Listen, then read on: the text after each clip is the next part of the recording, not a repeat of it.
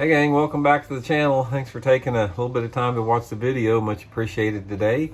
And it's been a while since I told you a story. I've been, I've got tons of stories from fishing tournaments for nearly 40 years. So I thought it would take a little time to tell you guys one of the stories that happened quite a long time ago. I think you might get a kick out of it. Real quick, I just want to remind everybody about if you guys are interested in any of our winter lake map breakdowns. Johnny and I are starting to put out the winter map breakdowns on fishthemoment.com.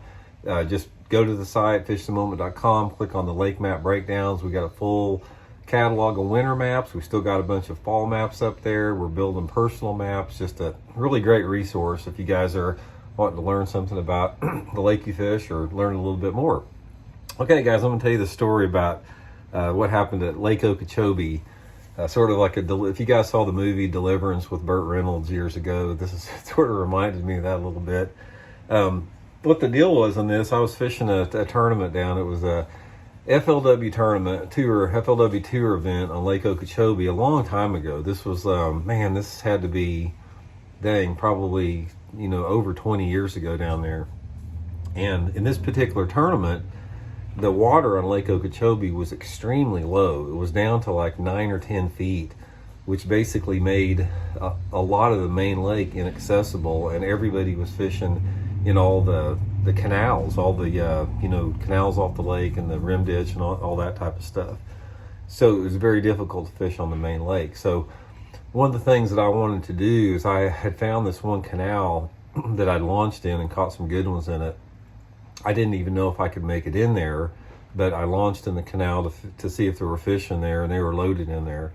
And I had to figure out a way to get in there from the main lake because I couldn't access it through the rim canal. I had to run out in the main lake and then go across this long flat to get to it. And what I did is I got out of the entrance of the canal, and then I waded out as far as I could go, to where it started dropping off. And I'm talking, it was like ankle deep water most of the time. So I spent several hours, 2 or 3 hours, wading all over out on this flat, trying to find where the deepest water was that I could make some type of a track into here.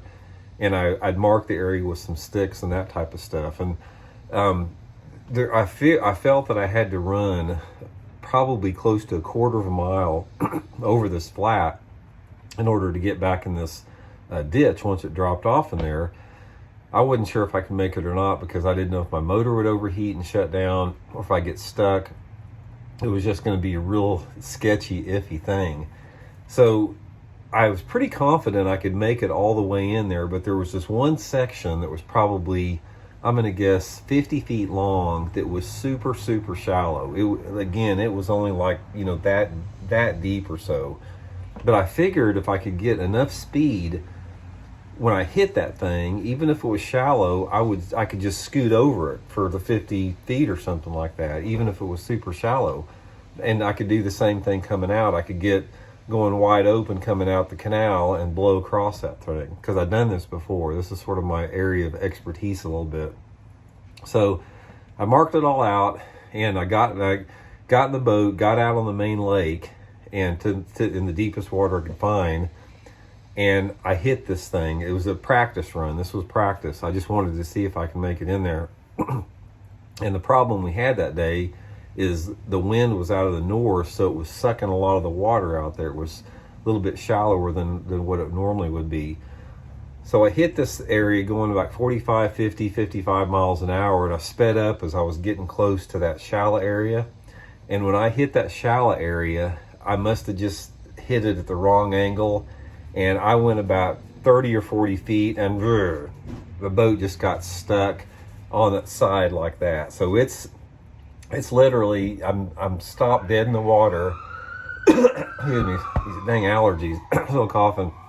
So anyway, the boat is stuck on the flat, and it's so shallow, the boat's not even flat. The boat is up at an angle like that, and I get out of the water, and it's about that deep. So I look at this thing and I'm like, how in the heck am I ever going to get out of this?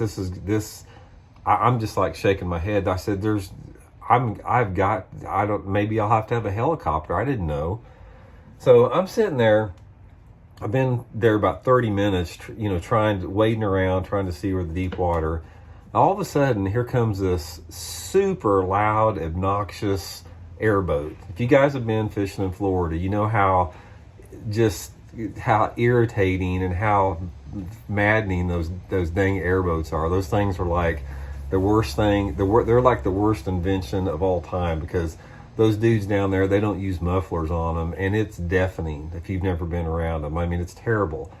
So here comes this, one of the biggest airboats I've ever seen. This thing is massive, and it's got, I don't know how big these motors on it. It's got this super loud, and these guys they're coming out from the marsh towards me, and they shut down there, and there's 4 guys in the boat, and they all got guns. They've been duck hunting. And close the door here a little bit. It's getting a little loud. So they pull up to me, and all 4 of them are in there, and they immediately they start laughing at me, and I can tell they're all drunk. I mean, they're all really drunk. Got beers in their hand. They got guns. They start laughing, and they're like, "Damn, boy, you're in quite a mess right there." And I said, "Yeah, I got stuck pretty bad there." And this one guy looks over, and I had at the time, the wrap I had in my boat was mega bass. And it said in giant letters down across my boat, it said mega bass on it. This one guy's on there, he takes a sip of his beer, and he goes, "Mega bass?" He goes, how about some mega ass? He goes, "That's what I'm talking about." And they all start laughing, and I'm like, oh my God, what have I got myself into? And they go, "Man, that's a looks like an expensive bass boat, but it's probably not worth a dime right now." And they start laughing, and they're just like going off, and they're goofing on me, and all drunked up and everything. And I'm like, I don't know what's going to be going down. I'm out in the middle of nowhere with these deliverance dudes, and they're fully armed, and they're drunk, and they're just like, I mean, they're going to town on me. They just think this is the funniest thing in the world that I'm out there stuck. So anyway, they get in there and they say, "Come on and get in this boat here. You're getting the airboat here. We're gonna pull this sumbitch off of here," like that. So they get out, and we put this rope on it, and I get in the airboat with them, and they're like, "You want a beer?" I'm like, "No, I can't. I'm in the tournament." So anyway, they go, "Hold on," and they gun this thing, this big Mongo souped up airboat. It's super deafening, and all I see behind me is this wall, and we're going out, and all I see around in front of me is this wall of brown water.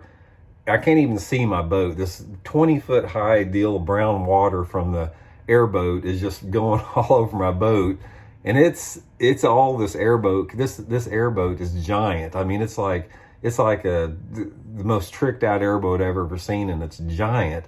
It's all this thing can do to turn this boat around, because it's like on dry ground almost. They get it turned around, and we start going out, and we get out of probably 200 or 300 yards, and again, all I can see is brown on the thing. And they finally stop, and the whole time they're like woo, they're just like screaming and shouting and drinking and having, just like thinking this is so funny what's going on with my boat. So they get it out there, and they stop the thing. We get it unhooked, and my boat is completely covered with mud. I mean, it's covered with mud, it's covered with muck, it's covered with cattail roots. I mean, it is like trash like you've never seen it before. But we're off. We got unstuck anyway from there. But anyways, it turned out they were great after that. They didn't want to take any money for doing it. They just wanted to give me a hard time for getting stuck to the first place. So anyway, what happened in the tournament is I didn't try it again. I didn't think I could make it in there, to get into the spot. And as it turned out, Mark Rose was practicing in there too.